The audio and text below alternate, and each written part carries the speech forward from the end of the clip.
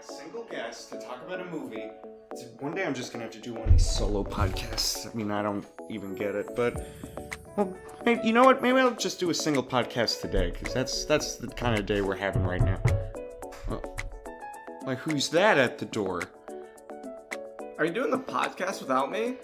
Yeah, well, I couldn't find a guest to do the podcast with, but as long as you're here, you want to do one? I mean, yeah. What movie?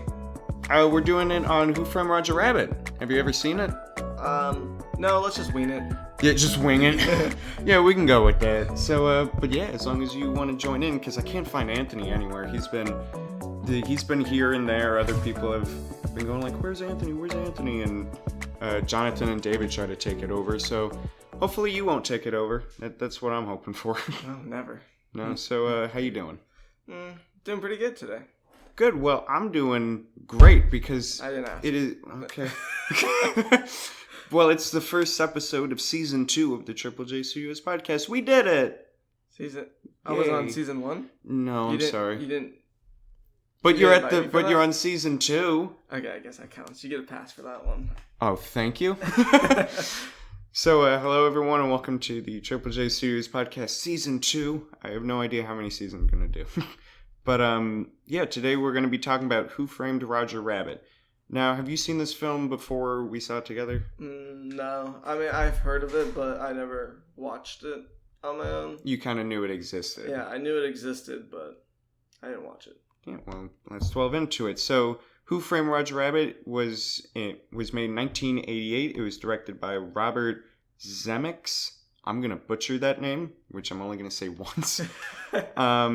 The screenplay was by Jeffrey Price and Peter S. Seaman, and it was based on a book called Who Censored Roger Rabbit, which is essentially kind of like a legal story. And it was distributed by Buena Vista Pictures, and the production company was Touchstone Pictures, which they're known for the Dead Poets Society and many more adult-themed kind of films that had a little bit of Disney charm to it. Now, with a budget of $50.6 million, Burton, how much do you think it made in the box office? 200 million. You're close. It made $329.8 million. Probably. Do you have any idea why it might have made that? Because of the animation, it actually had the movie. It was the first movie where real people interacted with animations. Like there were other movies I read up. There were other movies that had animations in it, but they never interacted with the humans in it, like Who Framed Roger Rabbit. Yeah, you had many of these films, especially like Disney back in the not 40s, but like early 10s and 20s. During that time, you had even Disney themselves making, I believe they were called Alice's Wonderland, which was essentially, I don't know if you've seen them at all. No. Yeah, they were these. It was essentially a cartoon world with this girl, presumably Alice, just interacting with everything going on around her. So it was incredible at the time, but this was the very pinnacle that went, here we go, this is what this type of movie will be. So, how does the film start out? It started out with Roger being shown taking care of, or he's supposed to be watching a baby after the mom leaves, and then the baby gets in all kinds of trouble trying to get a cookie. And then Roger gets hurt in a bunch of many different ways, such as burning in an oven or a fridge falling on him. And then I thought that was how the movie was going to be, was about like a whole cartoon like kind of thing. Being like a slave or something but, at that house. But then it was just a film set, and then they were getting mad at Roger because he wasn't having stars show up, he was having birds. Was it stars? I think stars. Yeah, it was the refrigerator fell on his head, and instead of stars, it was birds. So, what did you think about that opening? Did you think it was the right way, or do you think they should have just started film noir from the beginning? I think it was the right way because you want action at the beginning to draw your attention. Yeah. And then it kind of really set up for Roger needing a push, which was what they hired the private detective, which we'll get into, yeah. Valiant, yeah. Yeah, but I thought the opening, it did catch many people off guard, especially people that I've talked to about the film, like, what did you think of the beginning? They kind of said the same thing you did, as well as, like I thought it was going to have this ridiculous feel to it, like slapstick kind of humor, but it got real dark near the end. So setting is Los Angeles in 1947, so during like when a simpler time, where of course we're introduced to our main protagonist, who's a private detective, Eddie Valiant, and we're also we're given pretty much a lot by the first couple seconds we see him on screen that he's an alcoholic. He's not a real jokester. Essentially, the cliche kind of just detective that he's the detective and he doesn't take a no for an answer, and with the fedora. And the fedora, yeah, like they really put a lot of cliches into him. So he also vows to never help Toons again, which we'll get into later as well. Now, R.K. Maroon, who I guess is supposed to play like the Walt Disney kind of character in the film, would you say? Yeah. Yeah, something like that. He was a guy he was a powerful guy. You knew he was powerful when you saw him. Yeah, especially just by walking in, he's already just yelling orders. Mm-hmm. And he's the head of Maroon Cartoons, which is also Roger Rabbit's essentially company. And he's going like, I don't know, we're losing a lot of views for Roger Rabbit. Not a lot of people are seeing that. So what we need Eddie to do is to investigate some rumors around Roger's wife, Jessica Rabbit, who we'll talk about later, being involved with Mr. Acme, who's the owner of Acme Corporation in Toontown as well. Yeah. So he goes, okay, I agree. I'll do the deal, but on one condition: you give me $100. $100? I'll never give you $100. It's a ridiculous job. All right, you got the $100. And the scene where all of the cartoon characters are just walking around in the real world. What were some things that you noticed in that scene? Well, I think that scene really appealed to like a younger audience because they were like, "Oh, my favorite characters! Oh, look at all them running around." Yeah. Because there was a lot of older characters that showed up, and I think it really brought more of an emotional feel for the audience because they remembered some of their like a nostalgic feel for it. Yeah, because they were thinking of the other movies while watching a new movie. Yeah. And they weren't used to their old favorite characters being in movies that weren't about them. Yeah, a couple of the characters that we see are, of course, Dumbo, and but you also see the Broomsticks from Fantasia. You see Clarabelle Cow. At one point, you see Bear from Song of the South, which you've heard about that? No. Okay, Song of the South, for people who don't know, is an extremely racist Disney film. Oh, I know what you're talking about. Yeah, you know about it. Yeah. So, I remember. Yeah, it's essentially this film that Disney keeps on the down low. They don't really want to talk about it that much. But it was very odd to see his character there. Like, Disney was like, remember when we did this? And he agrees to do the job. And then he heads downstairs. Eddie Valiant heads downstairs to this kind of an underground bunker, you would say. Yeah, it's like a nightclub. Yeah, and like a hidden nightclub, ooh, where you need to know a password, which is Walt sent me. And then when we get there, we actually see a couple of the characters as well. So this probably caught many people off guard with the Donald and Daffy scene. Oh, yeah. Yeah, did you... so describe the scene. Well, Donald was playing the piano. He was turning up, Oh, yeah. Turning up, getting into it. And then, where was Daffy? I don't remember. Daffy was playing the other piano. They were having a... They were both playing the piano? Yeah, I did look that up. That apparently it's when two people play one instrument, like back to back in that sort of way. It's called, I guess, an instrument duel. Oh, okay. So that did make sense of why That's why they were like fighting. Yeah. Shooting each other into each other's piano. Yeah. No. Switching pianos. Punching each other, getting a hammer. But yeah, they're, of course, taken off stage because too much. And this is also when we're introduced to Mr. Acme himself. Yeah. And he had to have been the class clown in college and high school. Yeah, because he was using his handshaker, disappearing ink. Taser thing, yeah. Hand buzzer. Buzzer. Yeah, it's he goes, and if it's Acme, it's a gazzer kind of thing. So we're also introduced to Betty Boop for a little bit. Not really important, but nice little nod Yeah. to more of the black and white type of films. And Eddie was still not a jokester then. He was still He uptight. he Not was- having it. What I loved was that he held Acme up after he sprayed him with ink, and he threatened him, and the entire bar is like, well, just another Wednesday. I'll have a cocktail. No, everyone was just excited for the final act. Oh, yeah, they're like, oh, man, someone's about to come out. And this is, of course, when Jessica comes out and starts singing her song, You never do me right, you do me, something like that. Yeah, I don't remember what it was called. Yeah, I'll see if I can find the song real quick. But Jessica, it was like they showed her in such a, what's the word I'm looking for? Like, I can't think. Okay, so she started off by, the first thing we saw of her was her foot come through the curtains. Oh, it's called Why Don't You Do Right? Why don't you do it? Okay. So she started out putting her foot through the curtain, and she was like, Giving him the old razzle dazzle. everyone was cheering, all excited, waiting for her to come out, and then she comes out, and it's this girl where they tried to make her depict what every man would want from a woman. Well, she could sing. Well, I mean, yeah. like, Right, I know, like the cliche. yeah, kind of the thing. cliche one. So she could sing. She was beautiful. She was skinny.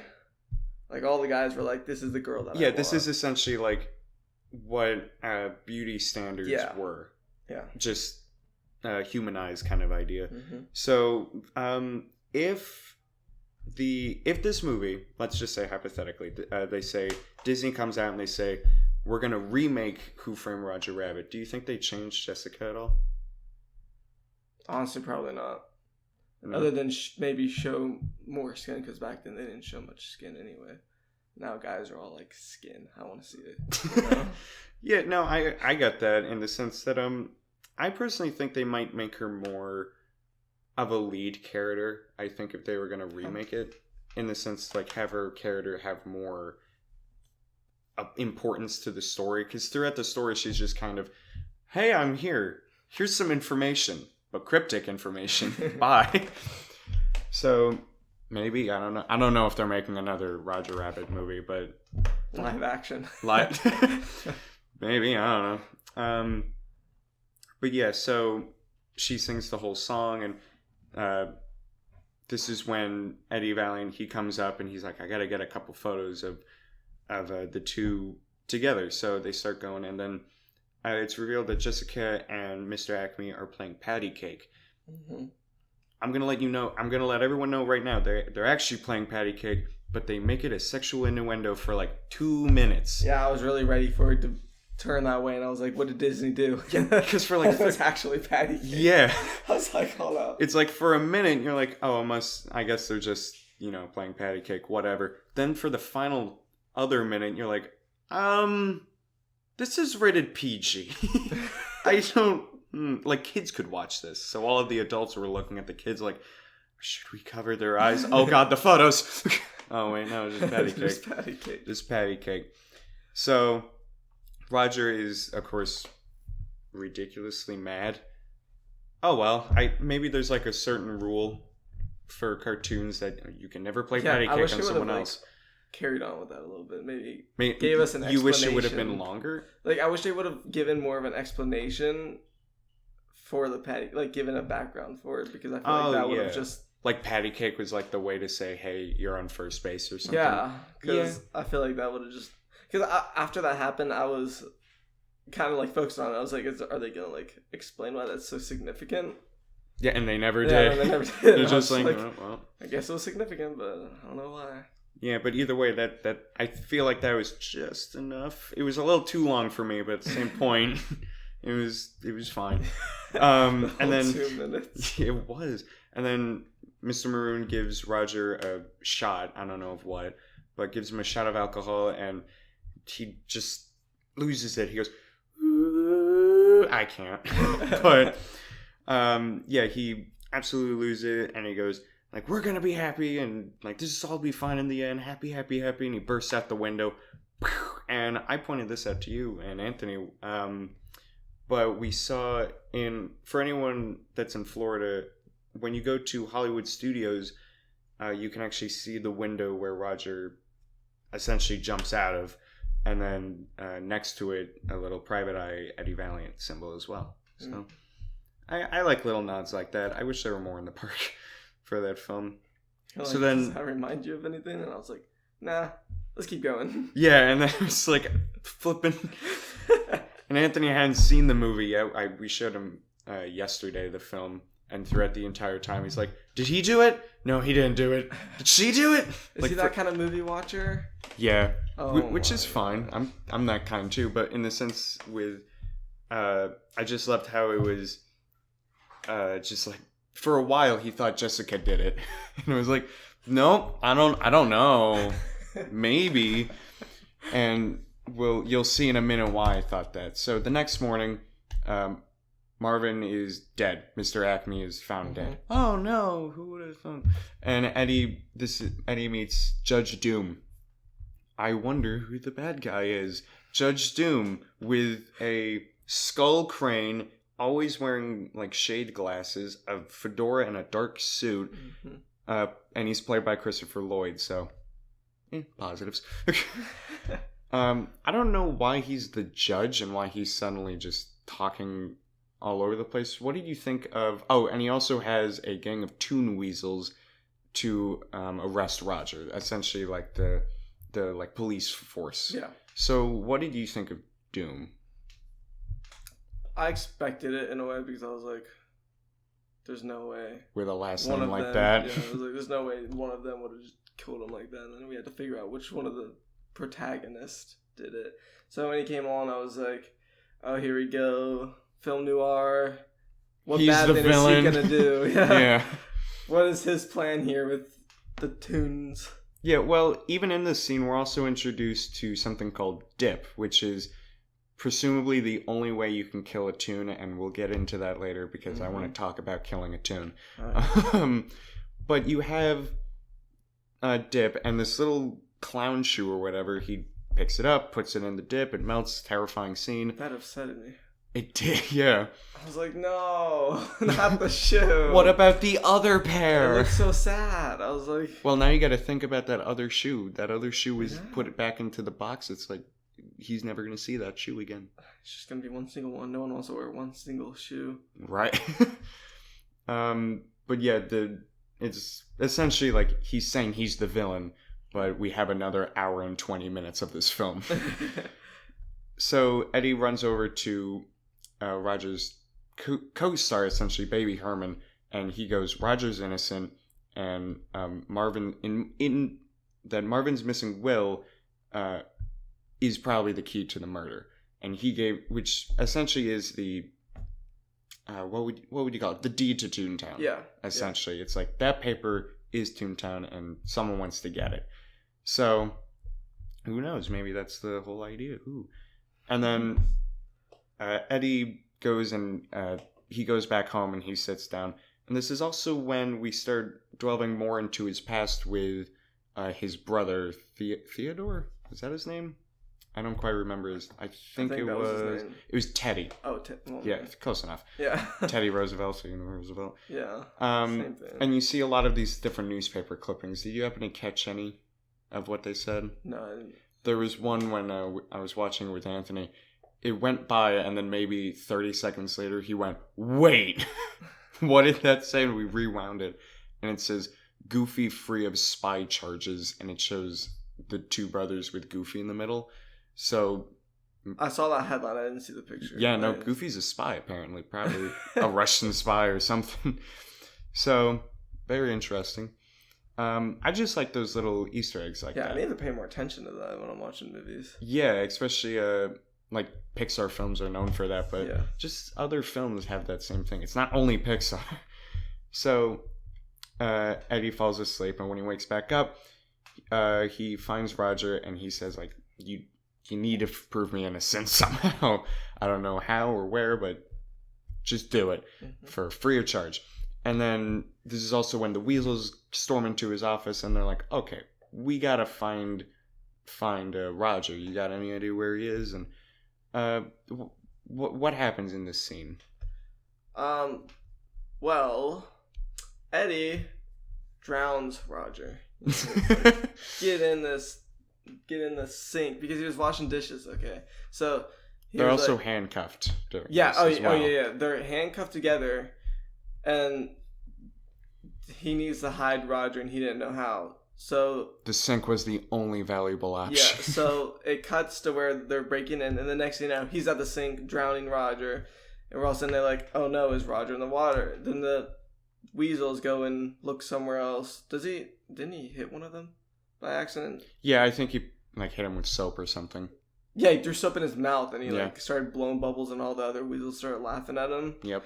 And then we see Roger come up for a breath and he's and then back down, Weasel comes back over, still drowning Roger. Basically, it's just Eddie is shown to be not so selfish anymore. He's actually doing something to help the town in a way, like Toontown and essentially, yeah, Hollywood. So that's where we really see Eddie turn for the better. Yeah, he essentially kind of realizes oh, if I do good, then good will happen. Mm-hmm. So fast forwarding a little bit, we go to the this little bar that's directly next to the red car or the trolley.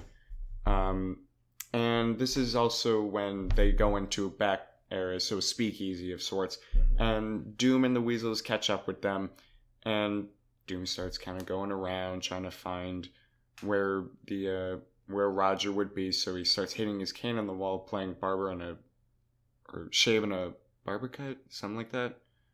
I don't know. Shave and a haircut, which was a famous song back then. I didn't know what it was called. Yeah, I just knew his beat. Yeah. Tuned to it. So that plays. Roger, of course, pops out of the wall because he needs to finish the song. And then as soon as Doom is about to dip him in the dip, Eddie gives Roger another drink. One last drink. Whole nother sound effect happens. And then they eventually leave. He spells the dip and they run. And then this is also when Eddie starts to get some ideas of what's happening. And they're about to steal the Weasel's car. And during that, they find Benny, the taxi cab. What did you think of Benny? I mean, I don't know if I'd say he really enhanced the story to me, but he came in as another character, another protagonist to save the day in a way, trying to escape with them. Do you think the movie would be better or worse without him?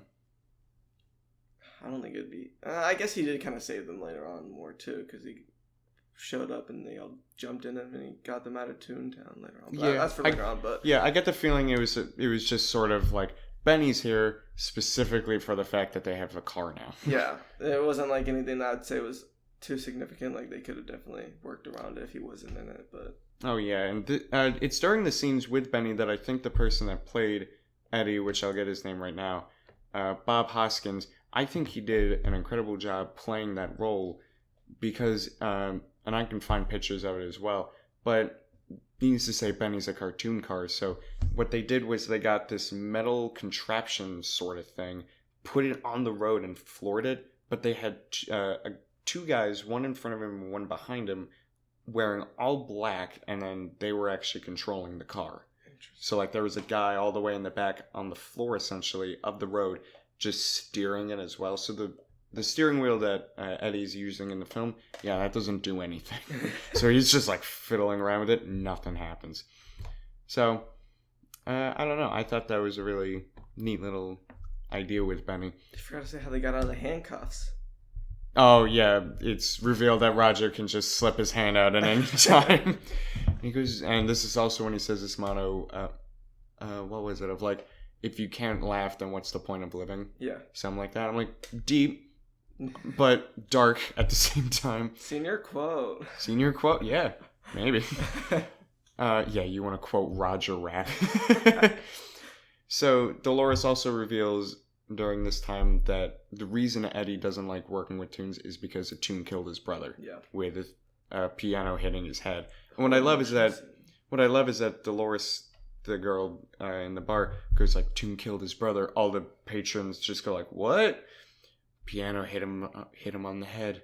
He got a broken arm. He lost his body. And then the patrons just, like, as she's talking, just go back to their drink of, like, whatever. It's like, it's like the brother died.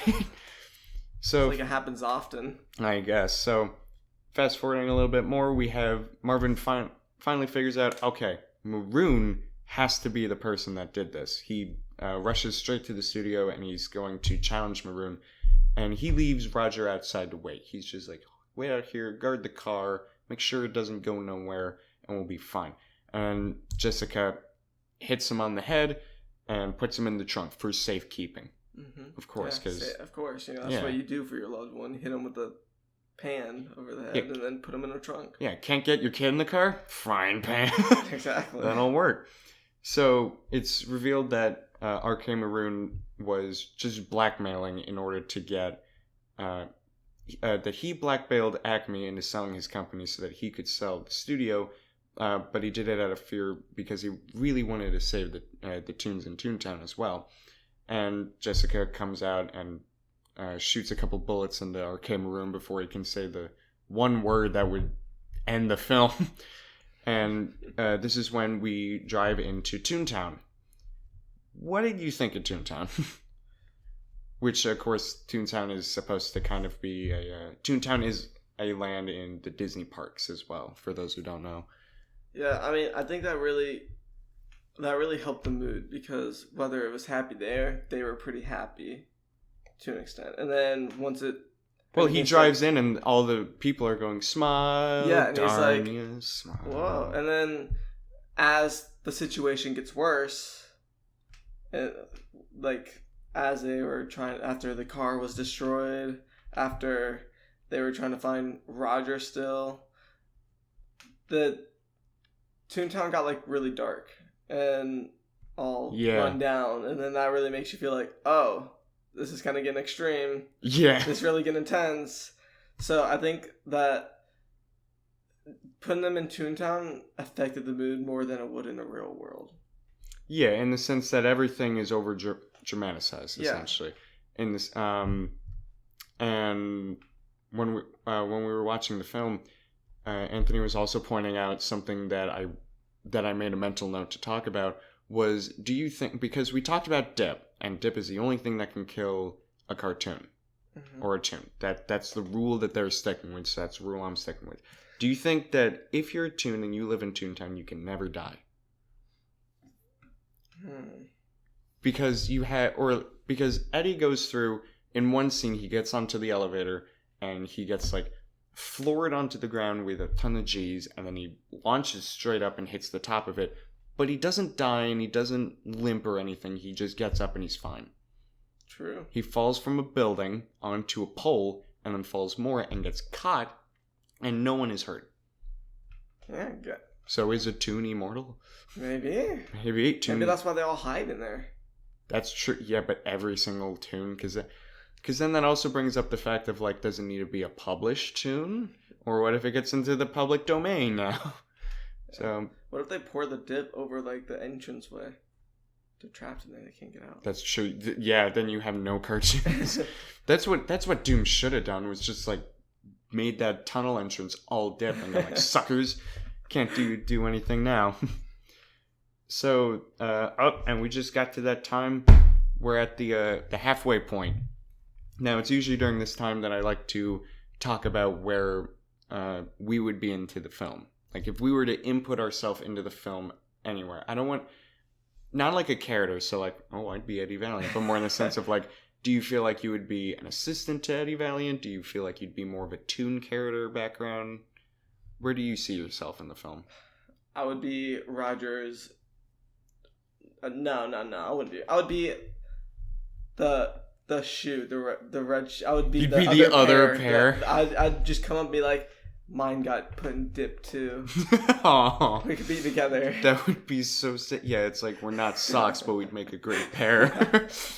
That would be so sad. Yeah, no, okay. There's two sides of one story. One pair gets killed, the other one is left alone. Yeah, and then together they make a new cartoon character. Exactly. They make a new cartoon, Left and Right Shoe. Mm-hmm.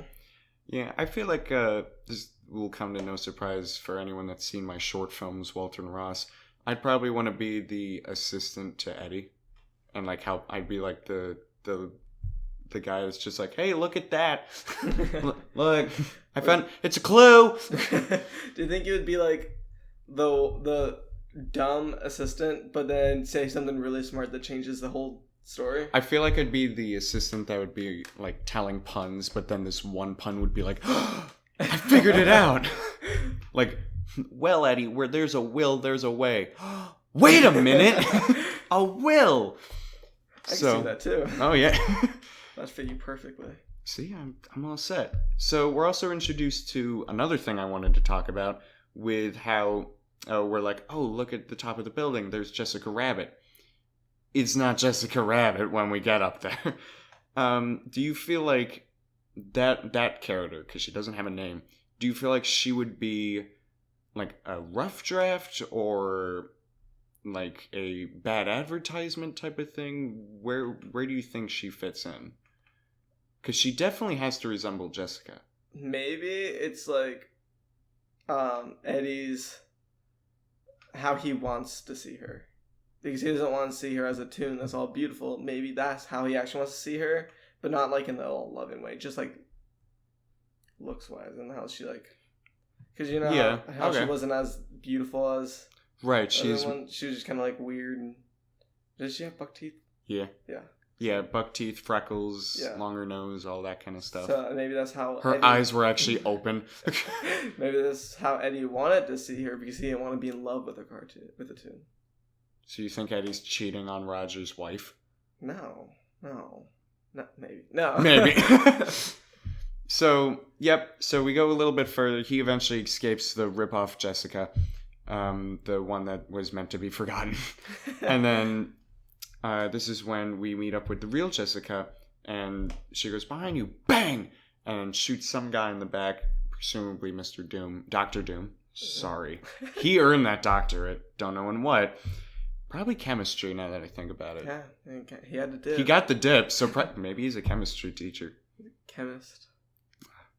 I need a Dr. Doom story. I just want a backstory for that. That I'd watch.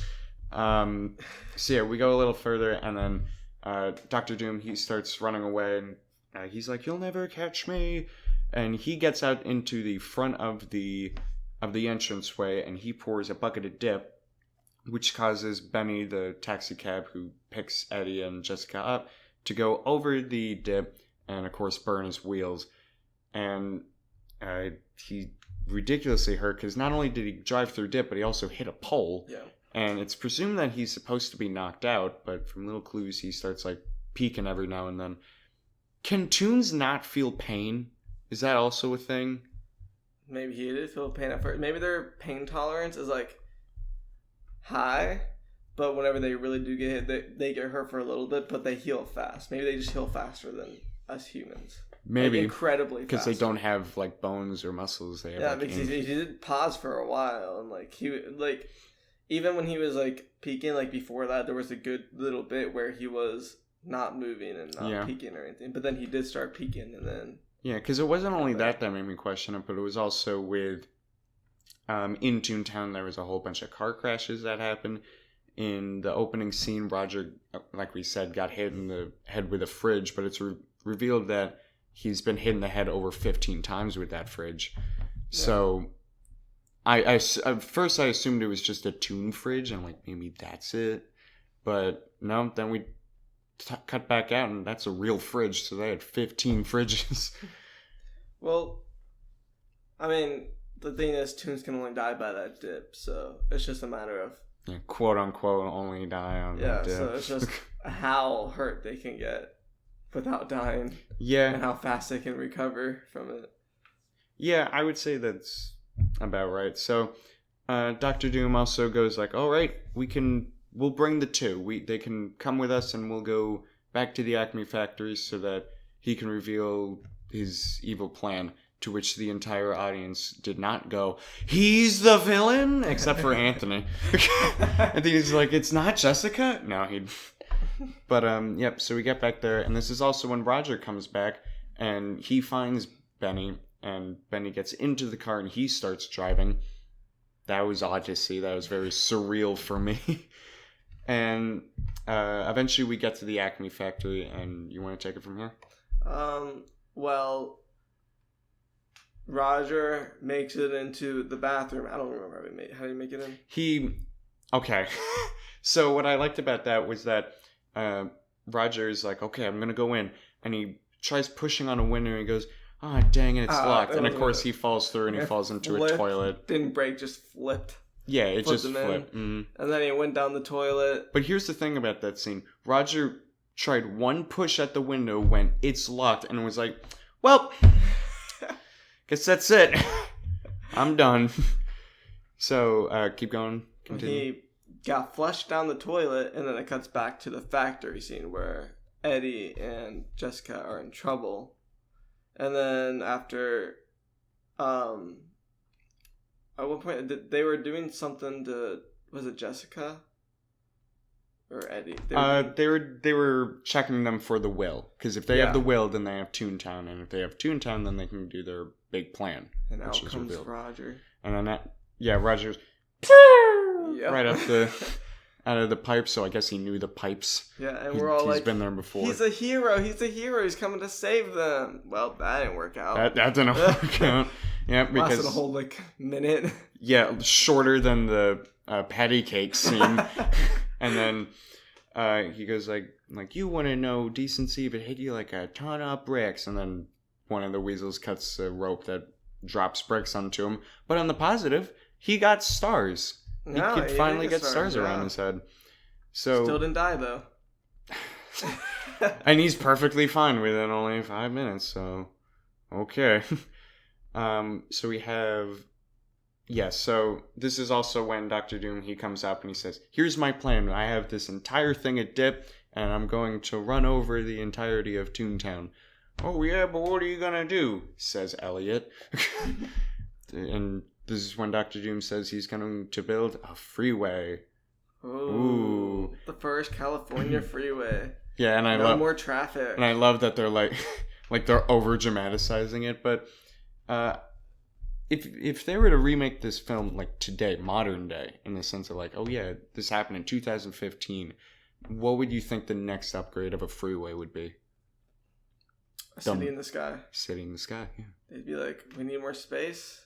Don't want us to destroy more land. Let's just build in the sky. Just build up. Exactly. Yeah, I feel like that would be cool if you could get like floating bridges. Oh yeah. Oh yeah. That's coming one day. One day, probably tomorrow. Given. If anyone is listening to this in how long you think that'll be? 2040? 50? Yeah, that's what I was gonna say. Yeah, let's say February 15th, 2040. Well, then we thought of it first, and we should get some money out of it. I really should. We really should, because we inspired that idea. So a little bit later, he goes, "Yep, gonna build this freeway, and it's gonna be the best thing, and he's gonna flatten over the entirety of Toontown in order to do it." And this is when one of the weasels gets up after Roger and Jessica are tied up, excuse me, onto this rope and lifted up. One of the weasels, and it's a very odd line that he says because he gets ready on the dip gun, we'll call it, which is just a laser of dip. Yep. He goes, "I'm gonna kill the rabbit." That I didn't like that. Like that. Something like that. He was really crazy. He's like, yeah, finally. The reason I joined this job. Sounded spot on. Right? It was just an audio clip, actually. So he starts going over, and then Eddie starts to perform a vaudeville act, which we talked about before. But for people that don't know, a vaudeville act was essentially the original Hollywood. It was mainly popular in France during the 18th century, and it's essentially I guess for simplicity's sake, without going 10 minutes into what it is, take America's Got Talent and just put it into, that's vaudeville. That was the original. Vaudeville came before America's Got Talent and Britain's Got Talent and China's Got Talent and everyone's got talent. Don't forget India's Got Talent. India's Got Talent. Everyone has talent. So he starts doing that entire act, and then the Toon Patrol, they all start laughing so hard that they die. this is what I wanted to talk about, because when they die, they don't stop being a toon. They just turn into a ghost version of themselves. Yeah, they're still laughing. Yeah, which makes It's me... like they don't even realize they died. They just... By the way, death from laughter apparently is a real thing. It's usually caused by cardiac arrest or aspiration. Didn't they like foreshadow that earlier on? Oh yeah, no, the entire time Mr. Doom was like stop laughing or else you'll die. That, yeah. Like stop or you'll die from laughing. Saying that. Yeah, and I'm like, okay, so are they gonna die? Yep. I don't know. That's just the one thing. I can accept everything else in the film, but that one scene is just like, why don't you just kill them with the dip? Just murder them. Just throw them in there like the Just shit. throw them in, and then they all eventually die. And this is Eddie. So now we're going against Eddie and Doom, and we don't know what's gonna happen. But then Doom reveals that he was actually the toon that killed Eddie's brother. Oh no! Oh, Teddy. Oh no! Oh no! I feel so emotionally connected. Someone who we never met. Exactly. It's just just newspaper on. It's like when the plot twist happened, they're like playing this dramatic music. It's a slow reveal, but it didn't feel like enough. Yeah. I felt like here's how I would have written it. Was more in the sense that I should make that a segment. In almost every podcast I've done so far, there's been at least one segment where I go, here's how I would have written that. So that'll be a new segment. Happy season 2, everyone. So here's how I would have written it. You introduce Eddie's brother's death more throughout the film. So like, don't mention it once, but mention it like 2 or 3 times throughout the film. Of like, maybe there's a piano and it hits someone's head and then he has a flashback to it or something like that. Then have Doom like kind of hint at the fact that he's a toon in the sense of like, maybe he tells a joke or maybe he like does something more than just stand there and be all menacing kind of thing. So, and then at the very end, instead of just revealing his eyes being a toon, have him just become a toon completely. Or not at all. Like, he's the most realistic toon I've ever seen. Yeah, like find out he's a toon from him dying. Yeah, just... Yeah, like, that would have worked even better if, like, he falls into the dip and he's like, oh, he's a toon. Like, that for me would have been a little better. Going back a little bit, do you think you would have rather the story of Teddy dying by his toon? Would you rather that build on more information as we go on rather than them, like, at one point just giving basically most of the story? What do you mean? Like, build on more, like, at one point it's just like, my brother died. Next point. Like, have him discuss his brother's death more? Yeah, but, like, in, like, different, like, every other scene or something, have more information to build off of. Yeah, like, maybe... As well as flashbacks. Yeah, I don't even know if you would need flashbacks. I think what you would need is, like, maybe go, like, his brother died. Next scene, his brother died to a toon. And at the very end, it's revealed his brother died from a toon who dropped a piano on his head at, like, on his birthday without a fedora, like, on a Tuesday. Like, just, like, keep building it off until you get, like, at the very end, here's the entire story. And that's when you show a flashback and you go, here it is. Do you think it would have been nice hearing the story from one of the toons earlier on? Like a toon to tell it? Yeah. Yeah, I feel like that would have been... I feel like... because Betty Boop shows that she has a connection with Eddie somehow. Because they both talk to each other like they're old friends. Got it. Yeah, like have Betty Boop tell this story. Mm-hmm. There you go.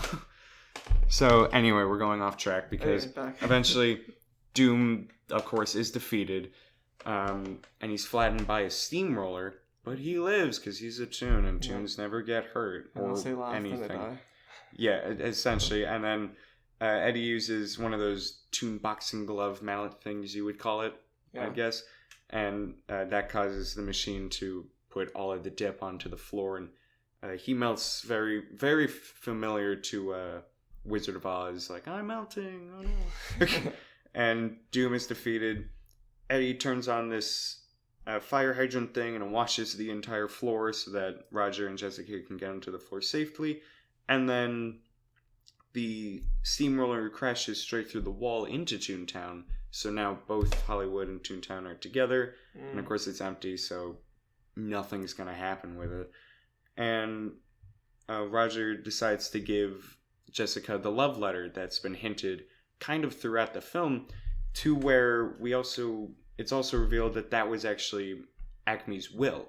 So now they have the deed. He had it the entire time. No more freeway, more traffic. Yeah, and then we also had it's freeways are a thing of the past. Never mind. Because then Eddie comes back. He looks at his shirt and the stain's back, and Roger comes up and he says, "Hey, this is actually disappearing, reappearing ink." So essentially, it's like invisible ink, but it comes back. Yeah. When that happened, I was like, really? Yeah, I was like, okay. So that took a long time. And then what's his name? Porky Pig. I'm more Disney than anything. Porky Pig comes up and he goes, "That's all, folks," and then he leaves. End of the story. Yeah. So, yay, we did it. Now, I did find a list of the characters that are all seen, like all the cameo appearances in the film. List, huh? So, yeah, but I want to see how many you can guess. Oh, God. So, let's start with, do you want to start with Disney characters or Warner Brothers? Can I just throw both of them out there? Sure, yeah, I can look throughout the entire list. Yeah, you better. Yeah, sure, make my job easier. Okay, so, let's go. Alright, so, Donald Duck. Yep. Mickey was there. Dumbo. The brooms from Fantasia. Was it a dinosaur from Fantasia or an elephant? What? Wasn't there like a dinosaur elephant from Fantasia? Wasn't I seeing an elephant? An elephant? You saw a pelican. Was it a pelican?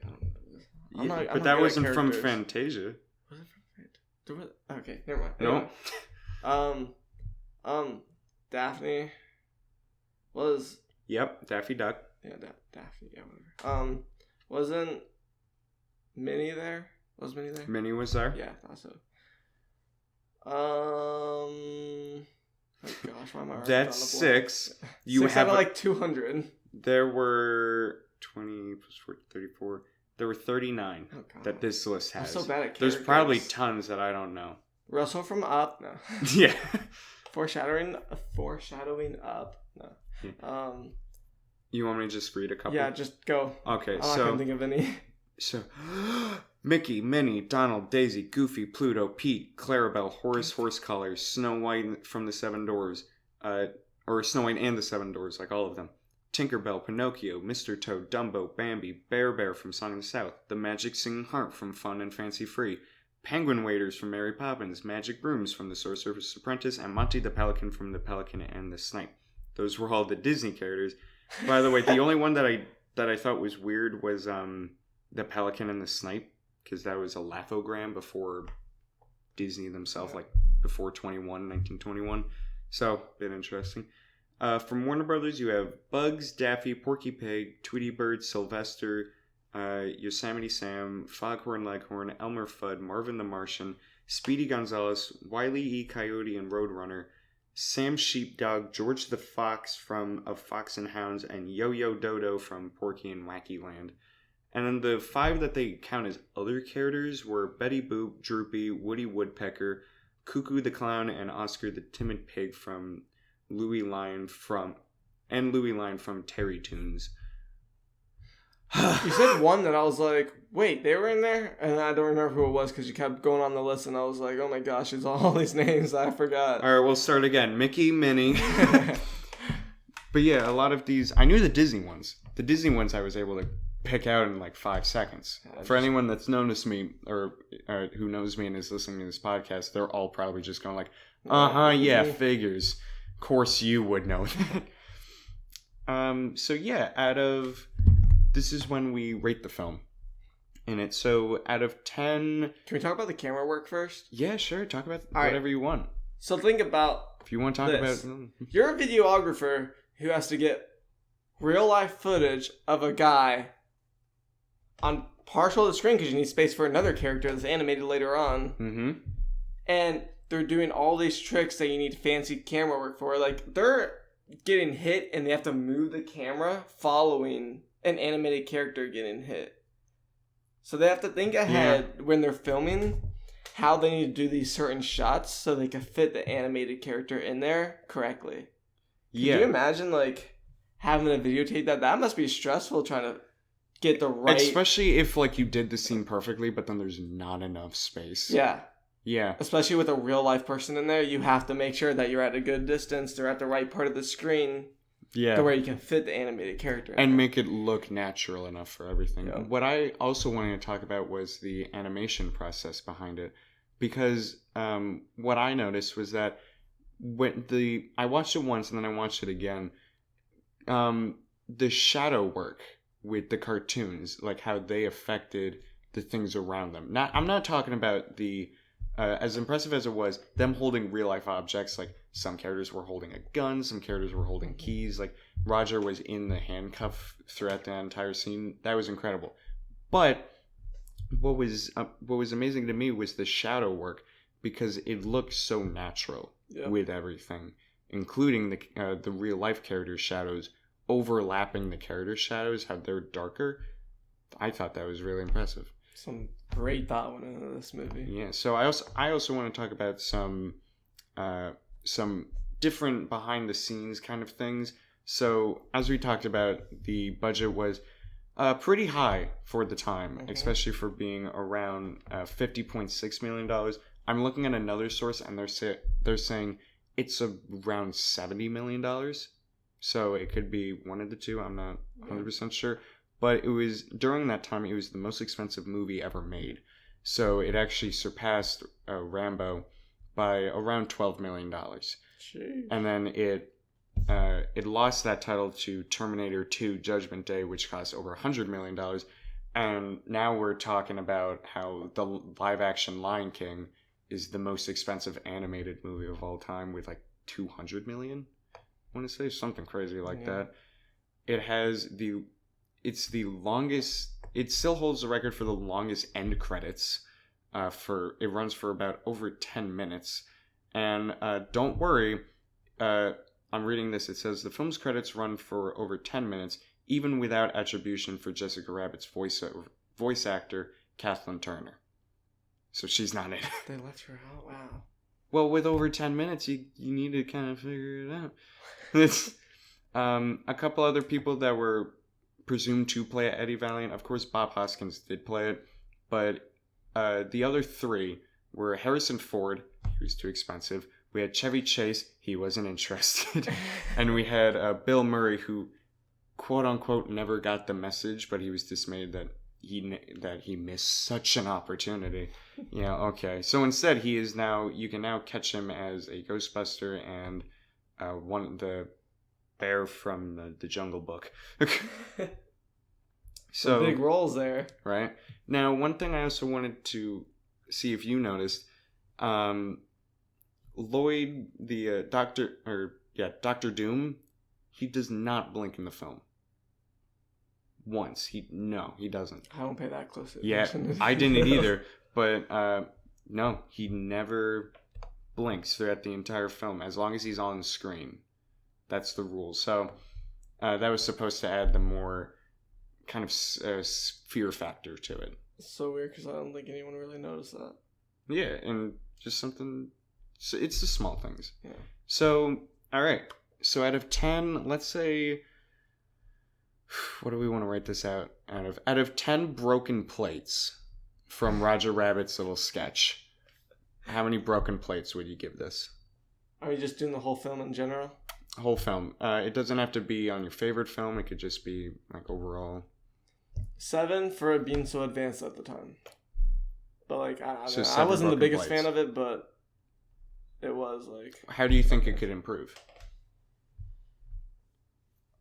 I don't even know. It's just like what could get it to I felt like 10? it was just more like I felt like a lot of it was just super childish. I just wasn't. I don't know. Like I like childish stuff because I love SpongeBob, but like.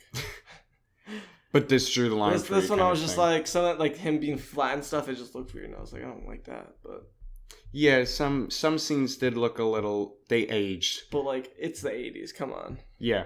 I think the one scene that I still go like ugh about is when the I guess the bodyguard at the door of the underground area, the speakeasy, like goes and throws Eddie out of the building. How he just kind of looks like he's floating a little bit. That doesn't look right. Should have just had him thrown. So, all right. So 7 broken plates. Yep, 7 broken plates. I'm gonna give this, and this is gonna be a big one. I'm gonna give it 9 broken plates. 9 for me. 9 broken plates. And this is okay, it might just be Spaceballs for me, because Spaceballs, I got a lot of hate from people. I was walking down the hallways of school, and then people went, "A 4? You gave that? That was a masterpiece." And I'm like, it didn't do it for me. And they're like, it's a spoof. It's supposed to be funny, and like it wasn't for me. So maybe it's because that was the last film I've seen. But no, just for what like you said, what the film represents. We also forgot to mention it won 3 Academy Awards for Best Film Editing, Sound Effects, and Visual Effects. No duh. And in 2016, it was selected for the U.S. National Film Registry by the Library of Congress for being culturally, historically, or aesthetically significant. So, just to give you an idea, Cinderella 1950, that got entered in 2015. So for this film to be put in there real quick means something. So, no, but I really liked how much the actors really, they played their part. The jokes were long enough that they were funny. In some cases, they went on for too long, or they kind of came back. Patty cake. Yeah, patty cake, and also just the whole, like, when he took the shot, it was, like, I felt like there were other ways he could have done that. It was kind of repetitive. Yeah, there were some things that were repetitive, but I felt like the music also played a big role by this, which was done by Alan Silvestri. I don't know if that's his name. And by the way, he's still working today. He's done the scores for Infinity War and Endgame and Captain America, Back to the Future, Forrest Gump, like all of these really high and well received films. Yep. So yeah, that about does it for us. So is that anything else you want to talk about? Thanks for inviting me. Wow, you seem so thrilled to be. Maybe because you didn't actually invite me. Maybe because I just showed up while you just happened to be starting. Why did you just come here anyway? I want to see your dog. Oh, you want to go see her dog? Okay, well then, bye everyone. No, all right. Well, thank you all for listening so much for the Who Framed Roger Rabbit, and until next time, we'll see you all later. Okay, Coco.